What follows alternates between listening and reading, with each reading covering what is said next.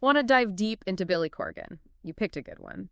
We're going to break down this Joe Rogan interview, not just for the good stories, but for the real wisdom on art and authenticity. How to navigate a world obsessed with image. Yeah, it's super interesting. Corgan doesn't shy away from the hard stuff. Yeah. He really puts it all out there, his personal struggles, his view on the music industry, like his whole philosophy of art and life, really. All right, so let's unpack this. First, just to set the scene. This interview was in 2023.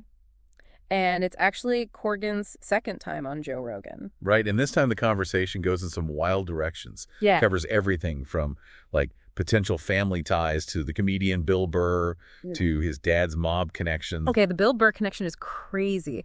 So Corgan's stepmom noticed they kind of look alike, right? And that sparked all this speculation that they might be half-brothers.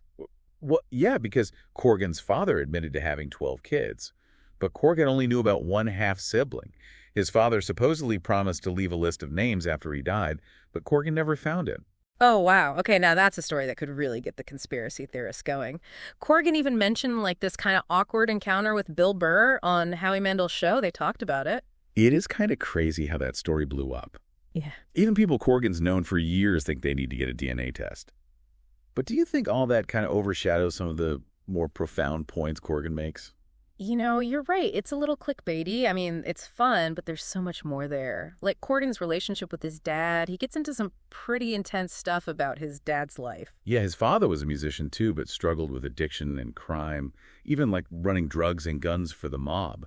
Corgan saw a lot of that growing up. That's heavy. Really makes you think how those early experiences shaped him and his art. Totally.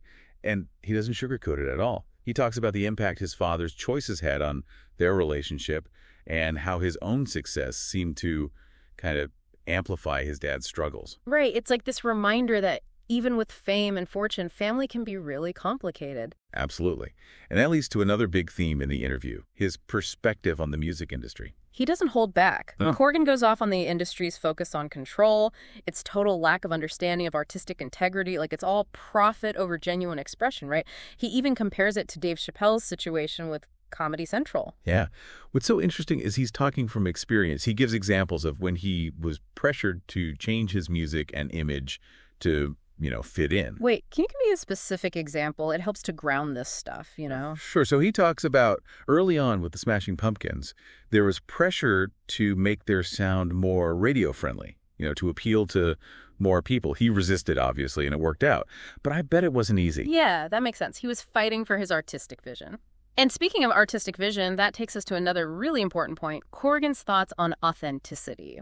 He talks about how important authenticity is now. Right. In a world full of, fake personas and filtered reality, right?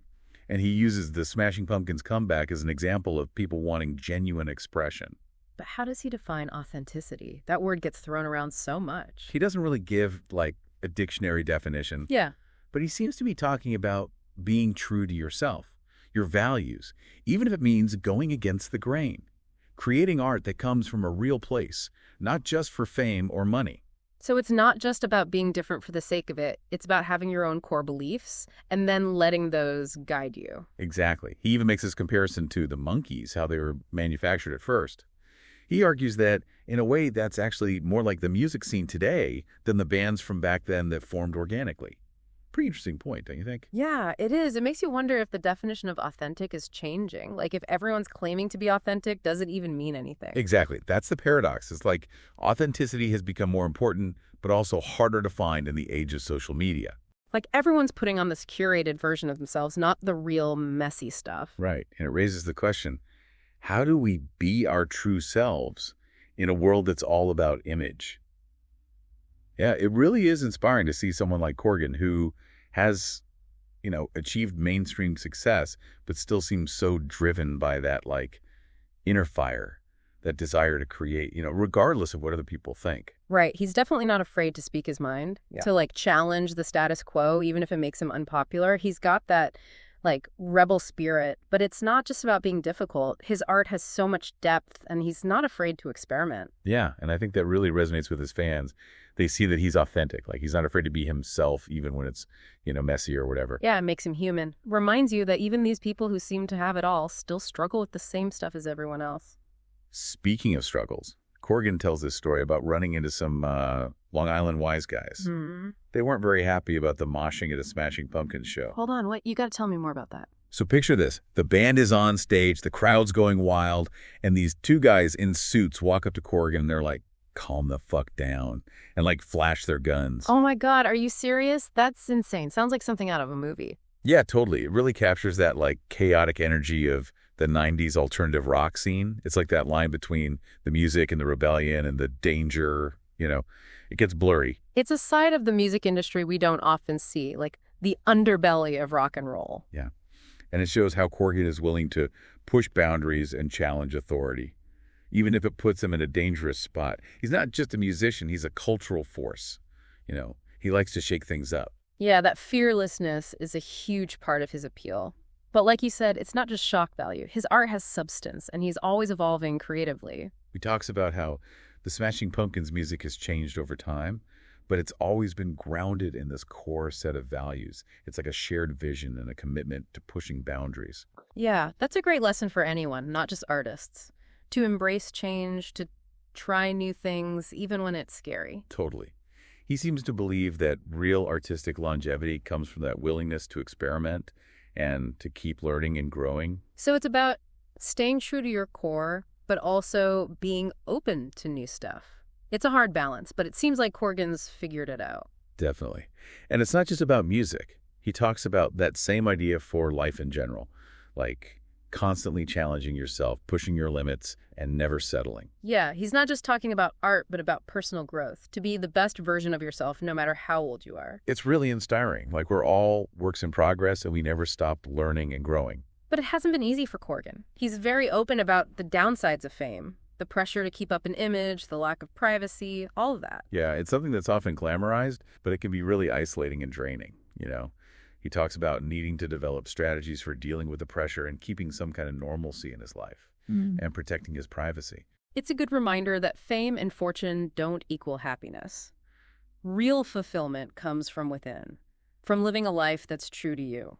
Absolutely. He talks about setting boundaries, tuning out the noise, and just focusing on what really matters to him, his family, and his music, and his own personal growth. So it's about finding that balance between your public persona and your private life, not sacrificing your well-being for the sake of fame. Exactly. That's a lesson for anyone, really. Everyone faces pressure, and it's so important to have ways to cope with it and to maintain some balance and well-being. And Corgan gets into some fascinating stuff that goes beyond just music, too. He has these insights on everything from, like, shamanism to the nature of reality. It's like he's connecting all these different things. He weaves together all these threads, personal struggles, the music industry, the power of art, and even these big philosophical and spiritual concepts into this narrative about staying true to yourself. It's fascinating. Like he talks about how his interest in shamanism, for example, has influenced how he thinks about art and creativity. Yeah, he seems to believe that art can work on a subconscious level, that it affects people in ways that the artist might not even realize. He talks about how people have shared these really deep emotional responses to his music, responses that often relate to themes and feelings that he wasn't even consciously aware of when he was writing. Right. It's like he's saying the creative process can tap into something bigger than the artist. This kind of collective unconscious that connects with people on a really deep level. That's kind of mind-blowing when you think about it. It challenges how we usually think about art. Like art can be this channel for something bigger than ourselves, Something that connects us to these deeper truths, connects us to each other. It's a powerful idea, especially in a world that can feel so divided. Totally. But Corgan doesn't just talk about the mystical side of art. He also gets into the practical stuff, like how to keep making art for a long time in such a demanding industry. He talks about the pressure to stay relevant and to adapt as things change and to deal with the expectations of an industry that always wants the next new thing. Right. It's like a constant battle to prove yourself, to keep being creative and to not get stuck in the past. He says some bands choose to play it safe, just do the hits, But Corgan, he seems to resist that.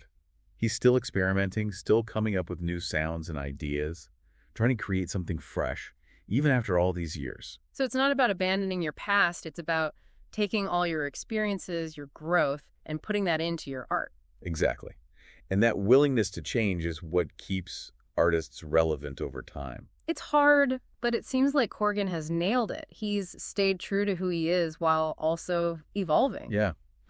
And he wants other artists to do the same. He talks about artists taking back their power, finding ways to create and share their music outside of the normal industry channels. He thinks the old model of the music industry is broken and that artists need to find new ways to create and connect in the 21st century. That's a call to action, for artists to take control, to create a new model that's fairer, more sustainable, and that supports real creative expression. Right. And Corgan's ideas go beyond music, too. He talks about the big picture, like how technology and social media are affecting how we see ourselves and the world. Yeah, he says we live in this post-truth time where it's hard to tell what's real, where stories matter more than facts, and where authenticity is something that can be manufactured. It's a little scary when you think about it. He's saying we need to be more careful, think more critically, and not just believe everything we see. Right. We need to trust our gut, question what we're told, and look for those authentic voices that get drowned out by all the noise. Yeah, it's easy to get lost in all the information out there and forget what's important.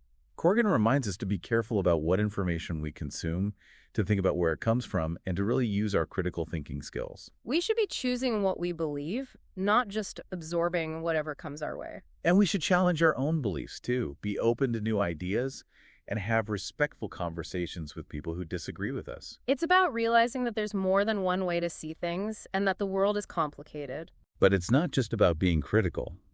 It's also about finding the good and the beautiful and the inspiring things. Yeah, he talks about connecting with nature, finding joy in the small things, and being grateful for the good in our lives. He thinks those things are so important for our mental and emotional health, especially when the world can feel overwhelming. It's about finding those moments of peace and beauty and connection, the things that help us get through tough times. And remembering that even when things are bad, there's still light and love and hope. But he's not saying we should just ignore problems. He's saying we should do something. Use our voice, our talents, whatever we have to make a positive change. He talks about speaking truth to power, fighting injustice, standing up for what's right, even when it's hard. He thinks we all have a responsibility to use whatever platform we have, even if it's small, to make a difference. He's not just talking about celebrities. He means all of us. We all have people we can influence, whether it's our family or friends or whoever. And we can make a difference. Speak out against injustice, support good causes, and make choices that reflect our values. Right. It's understanding that we're all connected. And what we do affects everyone. And even small acts of kindness and compassion can have an impact. Yeah, it can feel overwhelming, Yeah. But I think he's saying that even like little changes in our own lives can ripple out. Like what we choose to buy or how we treat people, those everyday decisions, they add up. He uses this really good analogy of the retired fighter. Right. Like, they may not be in the spotlight anymore, but all the discipline, the self-awareness, that's valuable, even if they're not winning championships. I love that. Yeah. It's like he's saying real success isn't about what other people think, but about becoming the best version of yourself, whatever that means for you. Yeah. And he knows it can be hard, especially for artists. He talks about the pressure to stay relevant, to change with the trends, but also dealing with like that voice in your head that says you're not good enough. He's been doing this for so long, and you can hear that in his voice, but it's also inspiring because he's still pushing himself creatively, still finding new ways to express himself through music. He talks about how some bands, they become oldies bands and just play the hits. But Corgan, he wants to avoid that. He's still experimenting, still evolving. It's got to be tough, especially when you've been successful. It would be so easy to just coast. But Corgan has got this drive, And I think that drive comes from wanting to be authentic. He's learned to tune out the noise, ignore the critics, and make the music he wants to make, regardless of what anyone else thinks. It's like he's saying, forget the trends, forget what people expect, just make art that feels real to you. That's brave, especially in an industry that's all about, selling records. For sure. And this is where it gets really interesting. He starts talking about the music industry itself and how it's often more about control and profit than about helping artists. Right. He makes this comparison to Dave Chappelle's situation with Comedy Central and how artists get pressured to change their vision to, fit in. He really believes that real art happens when you're free, when you can experiment and take risks. And he's not just complaining, he's trying to find solutions. He talks about artists needing to take their power back, to find ways to make and share music outside of the normal system. He seems to think that all the independent platforms and how easy it is to make music now has given artists new ways to connect with people and be in control. That's powerful, especially for young artists starting out. It's like he's saying, don't wait for permission, just create and share your art. Yeah, and he practices what he preaches. Corgan's got his own label, his own podcast, and he's always trying new things. He's a real innovator. Like he's showing a new generation how to do things their own way. And his insights go way beyond music, too. He talks about the bigger picture, like culture and stuff, and how social media affects us. Right. He talks about this pressure to look perfect online, always comparing yourself to others and feeling like you're not good enough. He doesn't like how social media creates all these fake personas and this idea of, like, manufactured authenticity. It's like we're all putting on a show trying to seem like someone we're not. Yeah, and that can really mess with your self-esteem and how you connect with people. Corgan wants us to get back to being real, less about what others think, and more about personal growth and real connections. Right, he talks about getting away from technology, spending time in nature, and doing things that help you be present and mindful. He thinks those things are so important for our mental health, especially when the world feels so crazy. It's about finding peace and quiet and remembering that your worth isn't from likes on social media. It's about who you are, your values, your passions, your point of view. Yeah, I think that's something we all need to hear. Absolutely. Okay, so to wrap this all up, what's the most important thing we learned from this deep dive? What do you want our listeners to remember? For me, it's all about being authentic in our art and in our lives. Corgan shows us that real success comes from living by your values, finding your own voice, and creating something meaningful no matter what anyone else thinks. It's about being true to ourselves, even when it's hard, even when people don't like it, even when it means being different. And we all have something special to offer the world. Some gift, some talent, some way of seeing things that's worth sharing. Corgan's story is so inspiring. It shows that we can all have a life that means something, a life that's true to who we are, and that makes a difference. That's something we can all take with us.